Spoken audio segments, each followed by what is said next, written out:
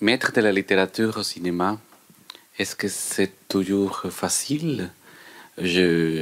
Pour citer le film Requiem, est-ce que la poésie de Pessoa se prête vraiment pour le transporter en image? Je personnellement trouve ce film un peu raté. Ah non, moi je trouve pas. Non, moi il y a certains de mes films que je trouve complètement ratés, mais pas celui-là. Celui-là, il est très beau. Non, ben, bon. Non, l'adaptation littéraire, j'ai toujours été un peu opposé à ça. Et puis j'ai toujours dit, et je me suis trompé quand même là, j'ai toujours dit, meilleure est la littérature, moins il faut l'adapter. Mais là, il y a une vérité, je trouve. Par exemple, j'ai pas compris mes amis Goretta et Resser qui adaptent Ramu. Je trouve que c'est de la pure littérature et c'est pas des histoires qui nous racontent. Il faut pas adapter. J'ai adapté deux livres dans ma vie. À travers des circonstances très particulières, personnelles, j'ai adapté le livre d'un ami qui s'appelait Daniel Odier. C'est Light Years Away que j'ai tourné en Irlande, en anglais. Mais à travers des circonstances très particulières. Moi, j'aimais bien l'histoire, c'est-à-dire, je m'intéressais pas trop au mythe d'Icare qu'il y a dans le film, mais j'aimais beaucoup le rapport du vieux et du jeune. Je trouvais ça très fort. Et puis, c'est un ami à moi qui devait le faire, le film, et il est mort. Alors, je l'ai fait un peu à sa mémoire. Hein, parce qu'il aurait souhaité qu'on travaille un peu ensemble sur le scénario, etc. Bon, je l'ai fait à sa mémoire. Mais je croyais quand même très très fort à ces deux personnages, joués par Trevor Howard et Mick Ford. Alors, j'aime moins la partie fantastique du film. Bon. Et le deuxième livre que j'ai adapté, c'est Requiem.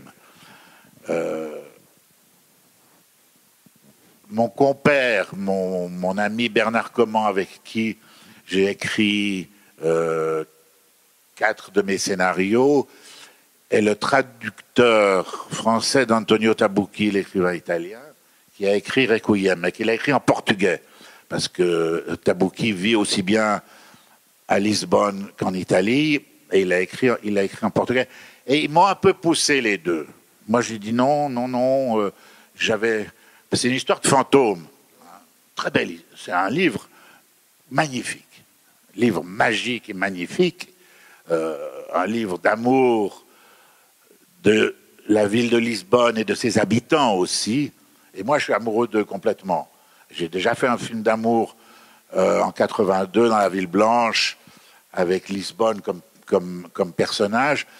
Mais le personnage que jouait Bruno Ganz, c'était déjà un peu un fantôme. Alors j'avais dit à Tabucchi et à Comment, écoute, j'ai peur de marcher un peu dans mes pas là, parce que j'ai déjà fait un film à Lisbonne avec un fantôme. Alors si maintenant vous m'obligez à en faire un autre, et puis j'avais laissé le truc un peu de côté, comme ça, et en relisant le livre, j'ai dit, il faut absolument faire ça. Il faut absolument faire ça. J'ai aussi une immense, j'aime beaucoup Tabucchi comme écrivain, et puis une immense admiration pour Pessoa, l'écrivain portugais, qui est, beaucoup de gens disent que c'était peut-être le plus grand écrivain européen du XXe siècle, je ne sais pas, mais le personnage de Pessoa qui sous-tend le film en tant que fantôme, les 24 merveilleux personnages portugais, merveilleux acteurs aussi. J'avais tout ça et je me suis dit, c'était complètement idiot de pas faire ça. Et j'ai eu un bonheur incroyable à le faire. Parfois, il y a des films où on souffre un peu. On n'est pas heureux tous les soirs d'avoir fait ce qu'on a fait la journée. Là, il y a eu un... Les films, c'est un peu comme les mayonnaises. Hein. On touille et puis ça monte ou ça monte pas. Et là, j'ai touillé un peu. Et à mon avis, vous l'aimez pas beaucoup. La mayonnaise, elle est montée. Et, c'en était un vrai bonheur. Plusieurs fois, vous avez dit moi, comme cinéaste, ou étant cinéaste, ou pour l'artiste, etc. Alors je me demande, pour ainsi dire, êtes-vous né cinéaste ou êtes-vous devenu cinéaste? Et pourquoi et comment? Personne n'est né cinéaste ou n'est né capitaine dans l'armée ou tout ce que vous voulez. On le devient par la suite. Non. Bah, c'est toujours difficile d'expliquer pourquoi et comment. J'avais envie. Non, c'est-à-dire que dans son existence, il y a des phases différentes, etc. Il y a des échecs, il y a des désirs. Il y a des désirs qui sont parfois satisfaits, d'autres pas. La vie de chacun est faite de tous ces méandres. Hein.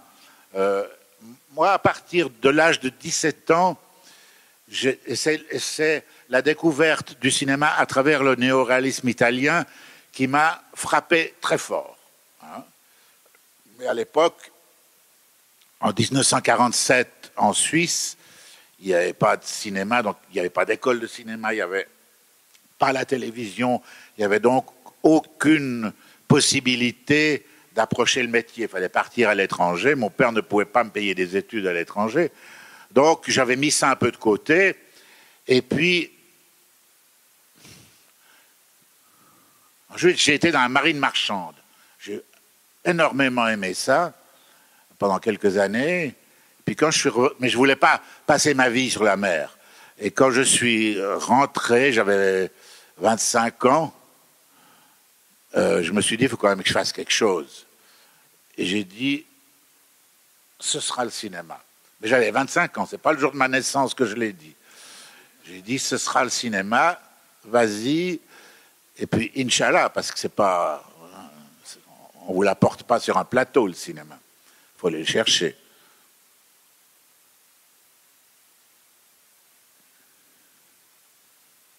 Mais maintenant, je vais mourir cinéaste. Vous avez dit que le Rhin, les fleuves, la mer, c'est important dans vos films. C'est à cause des images, parce que ça donne beaucoup de possibilités, ou c'est à cause que l'histoire se déroule autrement? Non, je suis parti un peu d'une citation de Jean Renoir, que je ne connais pas par cœur, mais on peut la retrouver. Je ne sais pas dans quel chapitre c'est. C'est Fleuve, peut-être, non, c'est...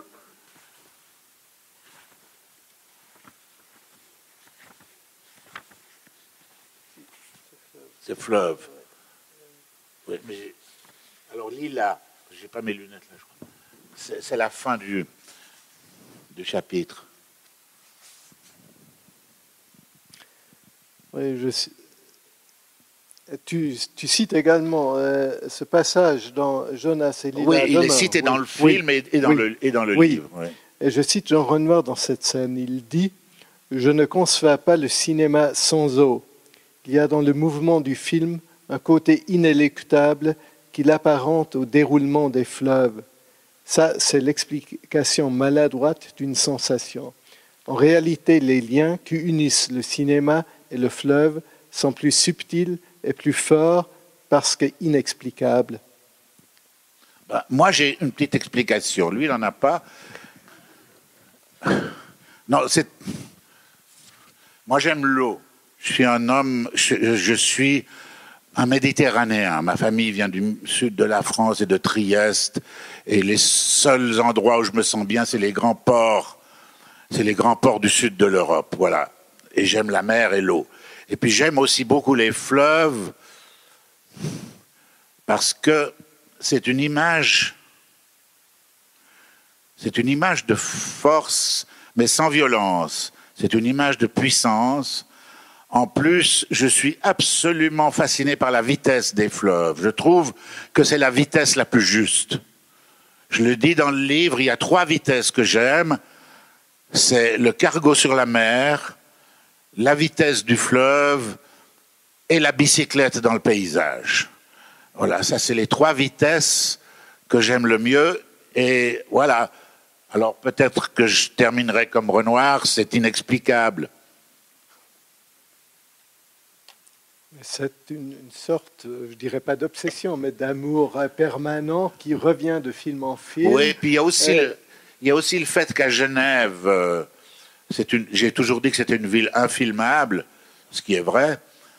Par contre, il y a, lorsque le Rhône sort du lac et traverse un quartier qui est d'un côté les anciens quartiers ouvriers de Genève, qui sont plus des quartiers ouvriers, qui sont habités par un peu tout le monde maintenant parce qu'il y a plus d'industrie, mais c'était les anciens quartiers ouvriers qui sont d'un côté, et de l'autre côté du fleuve, il y a une falaise avec des arbres et de la verdure, et là le Rhône est une véritable splendeur parce que il y a un petit morceau de ville d'un côté, quand on le voit s'éloigner, il ressemble à l'Amazone, parce qu'il est au milieu de deux forêts de verdure, juste à la sortie de la ville.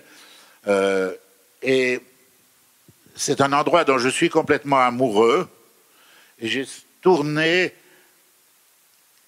7 scènes de 7 longs métrages à cet endroit-là. Et si vous voyez Paul s'en va tout à l'heure, vous verrez toute la fin du film est tournée là et c'est très très beau. Bonsoir. Avant, vous parliez du public ou des spectateurs, c'est-à-dire dans nos jours, alors quand un film passe sur une chaîne télévision, alors Arte, ou même un petit clip comme ça, alors la personne qui voit ce film de Alain Tanner, est-ce que c'est un spectateur ou une personne d'un public ? Parce que vous n'aimez pas les clips, vous n'aimez pas la publicité. S'il a choisi de voir ce film... Non, c'est du zapping, c'est du zapping. Et puis tout à coup... qui zappe comme ça. Il zappe et tout à coup, il reste chez vous. Tombe sur moi. Ouais. Et il arrive au début ou au milieu du film? Par hasard, on ne sait pas. On ne sait pas. Mais quand même, voilà, aujourd'hui, voilà, c'est du zapping. C'est un zappeur. C'est un zappeur. Mais moi, j'en suis un aussi. Hein. Okay. Moi, je zappe la télé quand le match de foot n'est pas assez bon. Non, c'est un zappeur. Ça, c'est encore une autre race. Pas très intéressante, je dois dire. Mais votre technique littéraire de pastiche des citations, ça fait un peu clip, n'est-ce pas? Un peu, ça fait un peu clip que vous détestez pareillement. Ah non, pas du tout. Ça n'a strictement aucun rapport avec le clip. Le clip, c'est une façon... Le clip, du reste, part de la musique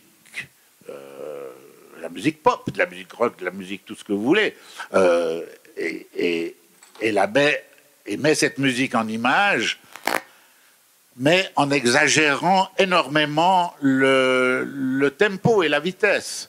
Alors, quand moi j'ai une citation, je vois pas du tout le rapport avec un clip, vous verrez le film, ceux qui restent pour voir le film, il y a 15 citations. Le film est construit là-dessus. Alors, si vous trouvez la moindre ressemblance entre ça et du clip, faudra m'expliquer pourquoi, parce que moi, je ne la vois pas. Donc, on arrive à Paul s'en va.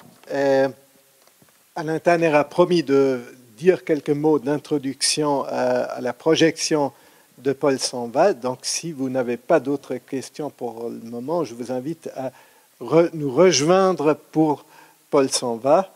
Et ça donnera une petite pause. Petite pause, un quart d'heure, et ceux qui ont envie de voir le film, il est pas mal.